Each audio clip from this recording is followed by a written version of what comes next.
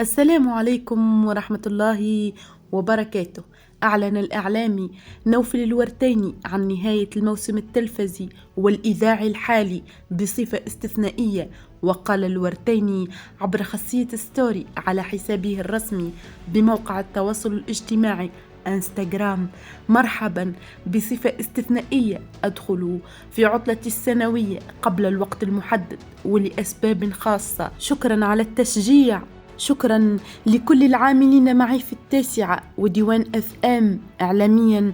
ألتقي بكم في العودة في شهر سبتمبر المقبل. ربي يوفقنا. وستواصل مريم بن مامي تقديم بقية حلقات الموسم من برنامج لبيس عوضا عن نوفل الورتيني على قناة التاسعة.